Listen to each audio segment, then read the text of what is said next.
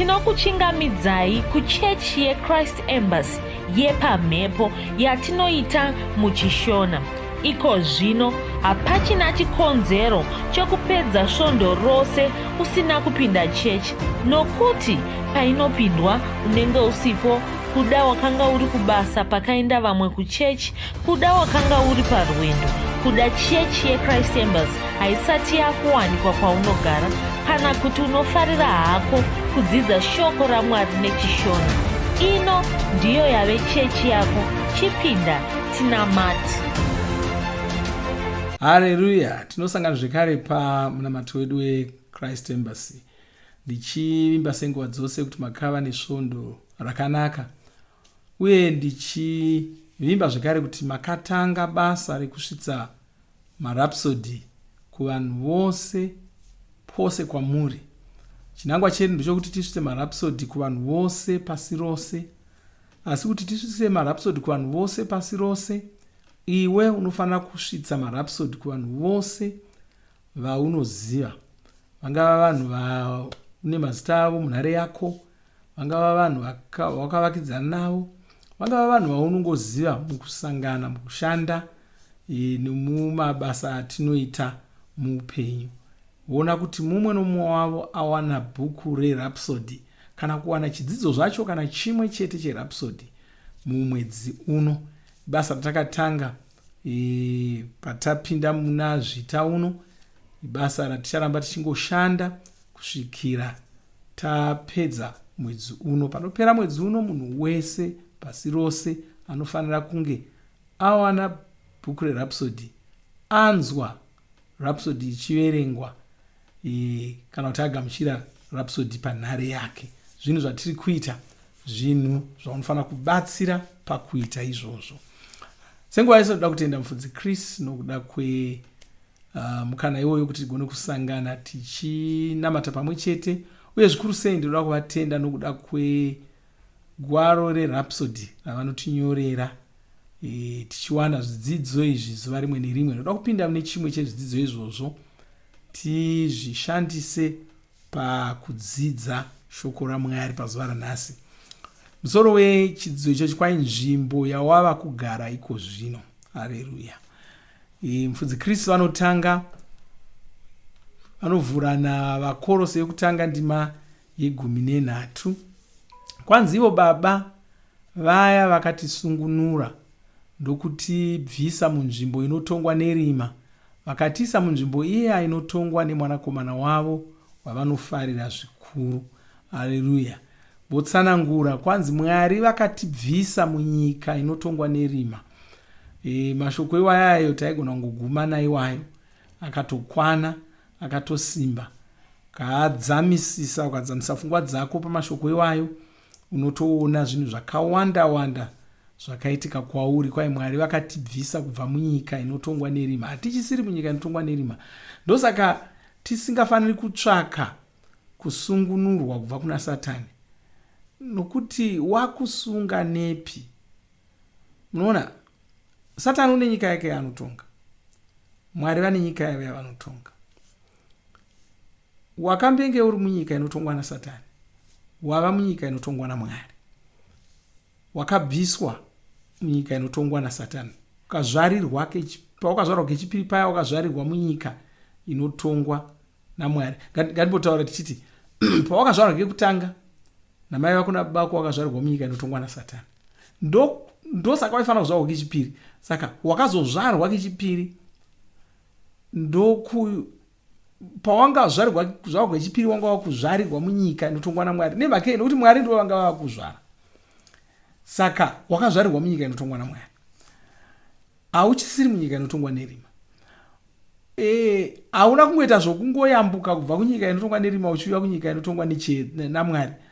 Wakatozvarirwa munyika inotongwa naMwari. Izvo zvakakosha, nokuti deno wakangoita zvokuyambuka uchibva kunyika inotongwa naSatani uchiuya kunyika inotongwa naMwari, Satani waigona kuti aiwa zveuyu uchizvarwa chokuno. Handimozviona kana tikati tine nyika yeZimbabwe, tine nyika yeSouth Africa. Munhu weSouth Africa akauya kuzopotera kuZimbabwe, vanhu veSouth Africa vane mvumo, mapurisa veSouth Africa ane mvumo yokuuya kuzomusunga kuno kana kuzokumbira hurumende yezimbabwe kuti dzosai munhu uyo ndowedu chizvarwa chokuno toda kumusunga. Asi kana chiri chizvarwa chezimbabwe ari muzimbabwe, mapurisa ekusouth africa agoni kupinda muzimbabwe kuzosunga chizvarwa chezimbabwe. Hazvigoni zvachose izvozvo, hazvitogoni zvachose, kunyangwe nemitemo yenyika ino hazvitogoni. Asi ndizvo zvimwe chetezvo pamutemo waMwari. Hazvigoni, wava munyika inotongwa naMwari. Mweya yetsvina haigoni kuyambuka kubva kunyika yerima ichiuya munyika yechiedza, nyika inotongwa naMwari vachiuya kuzokusunga. Saka haugoni kuti ndisungunurei kubva kuna Satani. Hazvigoni, hazvigoni. Pfungwa dzako ndo dziri kukunetsa. Anomaona, iwe ndiwe uri kutoyambuka, uda uchimboyambuka uchienda kunyika yerima uchinotambira ikoko. Ndo zviri kuitika, wooneswa nhamo uri ikoko. Gara munyika yako yechizvarwa yako inotongwa naMwari, gara imomo. Kureva kuti gara mushoko raMwari, gara uri imomo. Kana ukaita saizvozvo hapana chinokuwana, hapana chinokunonga. Haleluya, hapana zvachose. Saka nzwisisa chiKristu nenzira iyoyi, nzwisisa kunamata kwako nenzira iyoyi. Ndo zvazviri, ndo mashandiro azvo. Saka hapana chingakusunga, haufaniri kupota uchisungunurwa kubva kuna Satani. Kwai vakatibvisa munyika inotongwa nerima, vakatipinza munyika inotongwa naJesu, ivo mwanakomana wavanofarira zvikuru. Ndataura ndikati kupinzwa kwatakaitwa munyika inotongwa naJesu kwakusiri kuyambuswa kubva kunyika inotongwa nerima tichipinzwa. Kwakuri kuzvarirwa munyika inotongwa naJesu. Ndo kupinzwa kwatakaita, takapinzwa kubudikidza nokuzvarwa. Haleluya.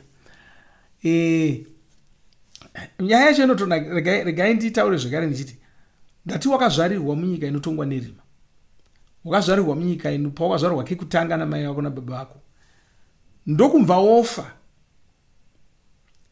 ndokuchizozvarwa kechipiri wava kuzvarirwa munyika inotongwa naMwari. Kureva kuti kunyika inotongwa nerima waakunzi wakafa. Waakunzi wakafa. Mapepa ariko, matsamba ariko anoti iwe wakafa, asi mune imwe nyika. Tichaona imwe nguva yekunyatsofamba naizvozvo, asi regai tiendere mberi nechidzidzo icho chichi. Kwanzi wakapinzwa munyika inotongwa naJesu, iwo mwanakomana wavanofarira zvikuru. Izvi ndizvo zvatiri kuziviswa mundima yatavhura nayo. Saka iwe wava munyika inotongwa naJesu iyi, hauchisiri munyika inotongwa nerima. Hauchafaniri kupota uchibviswa munyika iyi, uye hauchadzokeri kunyika inotongwa nerima. Wava munyika yaMwari, munyika iyi ndimo mawava kugara. Haleluya. Kwai asi iwe unonzwisisa here kuti wava munyika iyi? Unofanira kuzvinzwisisa, ndiko kuti uzive kuti hauchisiri munyika inotongwa naSatani. Nokuti kana ukasaziva kuti, ukasagara uchiziva kuti wava munyika inotongwa naMwari, unogona kugara uchingosha. Mamboona vamwe vanhu vanoti kuna vamwe inenge tori mweya yetsvina inovadaro. Asi kuna vamwe vanhu vanoti unenge vana vadoko vanogona kuita izvozvo. Anogona kunge achitya hameno chaari kutya kunze uku kuda usiku. Munomona akagara kunze hakuna chinhu, asi anenge ndinotya, akagara akatozvivharira kana kutofuka musoro kutozvivhara, ndinotya. Aiwa buda, ndinotya. Zvinoitika kuvanhu. Saka munhu anogona kuponeswa agova nemafungiro iwayo, aiwe ndinoponeswa moto nemweya yetsvina, handidi hangu, handitodi hangu. Aiwa kunze uko hakuna, nyika yawava yakasungunuka, handidi. Otogara akasungikana, asingakwanisi kuita zvaanofanira kuita, nokuti ndo mafungiro ake, ndo maonero aanenge achiita. Haleluya. Saka unofanira kuziva kuti wava munyika inotongwa naMwari. Une nzvimbo yawakugara, ugere pamwe chete namuponesi panzvimbo iyi. Izvi ndizvo zvatinoziviswa muna vaEfeso yokutanga ndima 21 chete. Inoti nzvimbo iyi iri kumusoro, kure nevabati vose, nemasimba, nevatongi, nenyembe dzose, nemazita ose angavapo, kwete ari munyika yanhasi chete, asi mune ichauyawo. Bhaibheri rinotaura pamusoro paIshe Jesu muponesi. Tinoverenga mashoko aro mutsamba yekutanga kuna Timoti chitsauko 3 ndima 15 kusvika 13. Inoti, Ishe Jesu ava ndiye Ishe wamadzishe, akaropafadzwa, ane masimba ose, ivo voga vasingafi, vanogara muchiedza chisina munhu angasvika pachiri. Kureva kuti Ishe Jesu ndivo voga vasingafi, vanogara muchiedza. Chiedza chacho hachina munhu akasvika pedo nacho, angasvika pedo nacho. Mavari hamuna rima zvachose. Izvi ndizvo zvatinoziviswa mutsamba yekutanga yaJohani chitsauko chokutanga ndima 5. Zvino iwe wava mavari. Saka wava muna Jesu ava. Ivo ndivo vega vasingafi. Ndivo vanogara munzvimbo muchiedza chisina munhu angasvika pachiri. Asi ivo wava mavari. Kureva kuti ndokwava kugarawo. Haleluya. Ndo nzvimbo yawava. Iwo wakazvarirwa munyika yaMwari. Zviya zvinanyatsanangura. Wakazvarirwa munyika yaMwari. Iyo nyika iya yechiedza. Icho chiedza chinoshamisa. Saka mauri hamuna rima. Munyika yahamuna rima. Saka rima wakariwana kupi? Hazvigoni. Haleluya. Hamuna zvirwere mauri. Hamuna chinhu chaSatani mauri. Katichiti chinhu chaSatani hatisingoreva kuti hamuna midziyo yaSatani. Tinoreva hamuna zvituko zvaSatani, hamuna zvirwere mauri, hamuna munyama mauri. Hauchina zvese izvozvo. Zvigamuchire, zvionese munhu asina munyama, asina zvirwere, asina zvese izvozvo. Tsamba yekutanga yaPita chitsauko 2 ndima 7 inoti, asi imi muri rudzi rwakasanangurwa, madzimambo, vapiri, rudzi rutsvene, vanhu vakazviwanira kuti vanokuonai varumbidze Mwari, ivo vakakutorai, vakakubvisai murima, vakakupinzai muchiedza chavo chinoshamisa. Haleluya. Kwanzi isu tinotenda Mwari, nokuti izvi ndizvo zvatava chaizvo. Tava kugara munyika yemwanakomana waMwari, iye wavanofarira zvikuru. Munyika umo hamuna rima, munongova nechiedza chete. Zvinhu zviri munyika umo hazvifi. Kureva kuti nhuta haigoni kuwanikwa matiri, hazvigoni kuti tive nezvirwere zveshuga, hazvigoni kuti tigare tichitemwa nemusoro, hazvigoni kuti mwoyo yedu isashanda zvakanaka. Hatichisiri munyika yaSatani, saka Satani haachagoni kutishungurudza. Haleluya. Satani haachagoni kutishungurudza.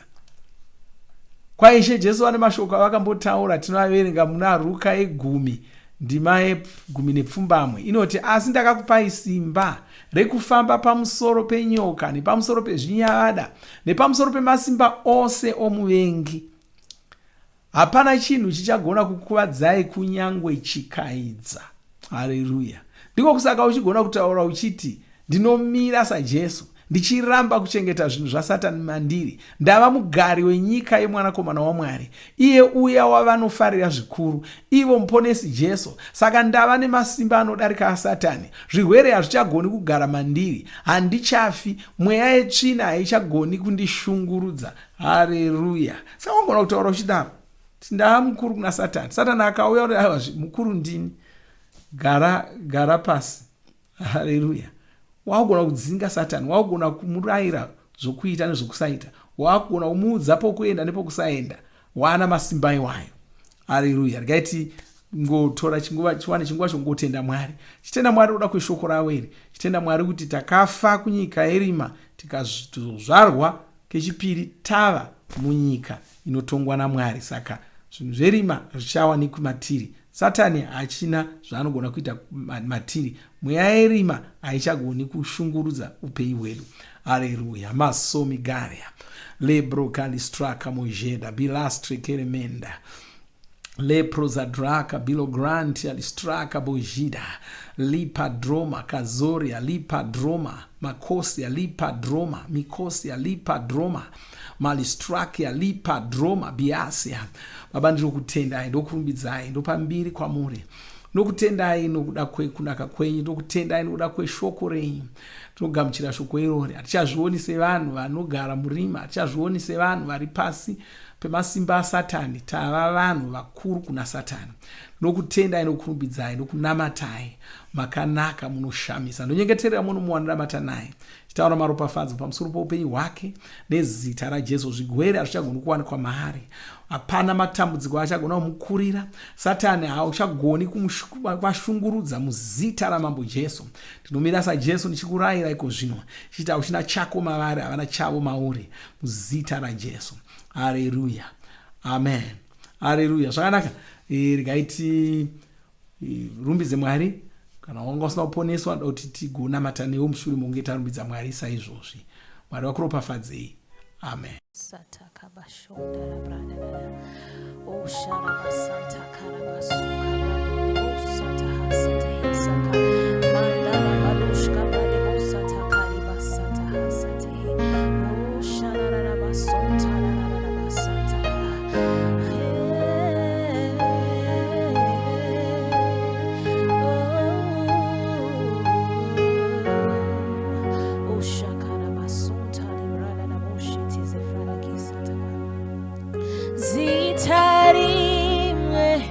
Rine simba, zita rimwe rinotonga, zita ra Jesu, zita ra Jesu.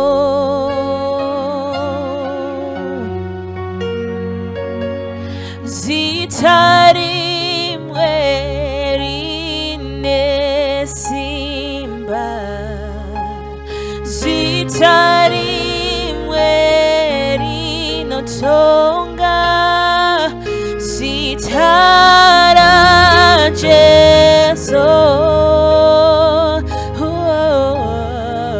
zita ra Jesu.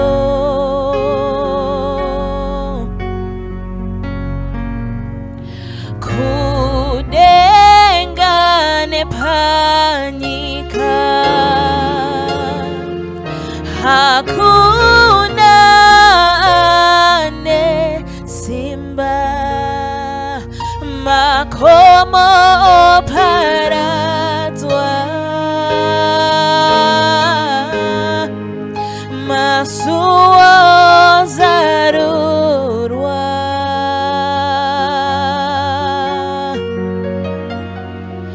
kudenga panyika hakuna nesimba, makomo paradzwa, masuo zaruka.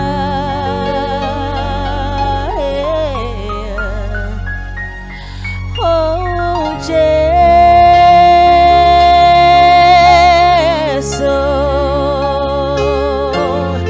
oh, Jesu.